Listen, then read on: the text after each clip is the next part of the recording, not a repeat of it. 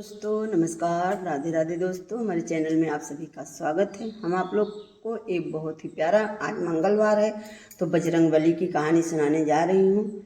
कैसा लगेगा कमेंट में ज़रूर बताइएगा। चलिए सुनाते हैं। एक आनंदपुर गांव था। उसमें एक बुढ़िया और एक बूढ़ा रहा करते थे।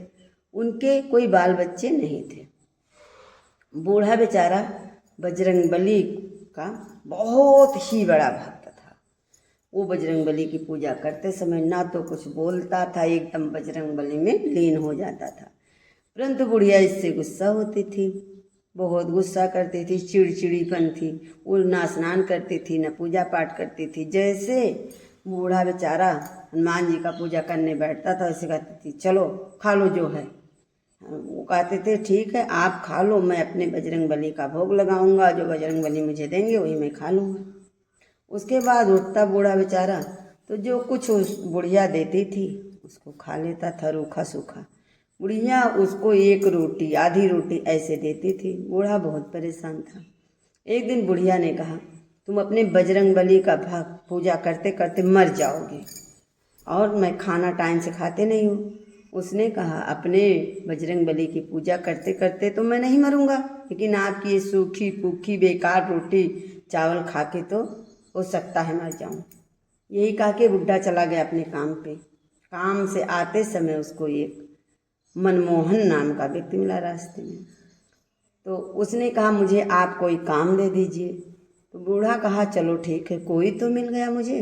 और वो बजरंगबली थे मनमोहन के वक्त में, मनमोहन बन गए थे बजरंगबली।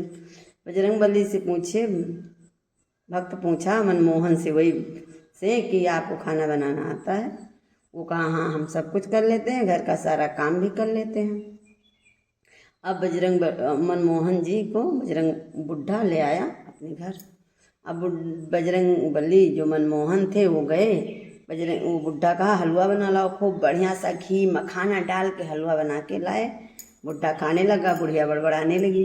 बुढ़िया बोली, इतना मेवा इतना घी सब डाल दी हो, मुझे दलिद्र कर दोगे क्या? दलिद्र करने आए हो? मनमोहन कुछ नहीं बोले। अब बुढ़ा खुश हो गया। अब बुढ़ा चला गया अपनी ड्यूटी पे। बुढ़िया मनमोहन से खूब सारा काम कराई और सूखी रोटी दे दी खाने के लिए। फिर भी मनमोहन जी कुछ नहीं बोले, काम करते रहे। एक दिन कई साधुओं की टोली आई तो बुढ़िया से कही, माता जी भूख लगी है, खाना खिला दो। बुढ़िया ने कहा, वो कुछ नहीं, आप जाओ यहाँ से, मेरे यहाँ कुछ नहीं है। लेकिन मनमोहन जी ने कहा, आदर से बैठाया साधुओं को और कहा, बाबा जी बैठिए, मैं अभी आपके लिए खाना बना के लाता हूँ। अंदर गया। बुढ़िया बोली, क्या है इतने लोग को क्या खिलाओगे? मनमोहन जी ने हाथ घुमाया, खूब बढ़िया सा व्यंजन हो गया। लाख भर सबको पड़ोस पड़ोस के खिलाया। अब बारी आई दक्षिणा देने की। तो बुढ़िया ढेर सारा पैसा रखी थी एक तिजोरी में, वो नहीं दी। बजरंगबली मनमोहन जी ने हाथ घुमाया, गड्डी आ गई, सबको बांट दिया। अब बुढ़िया बोली, ये क्या है, ये जादू है, ये कौन है मनमोहन में? उसके बाद में बुढ़िया बुढ़ा से लड़ने लगी कि आप किसको ले आए हो। फिर बुढ़ा कुछ नहीं बोला, उसने चल दिया हनुमान जी के मंदिर में।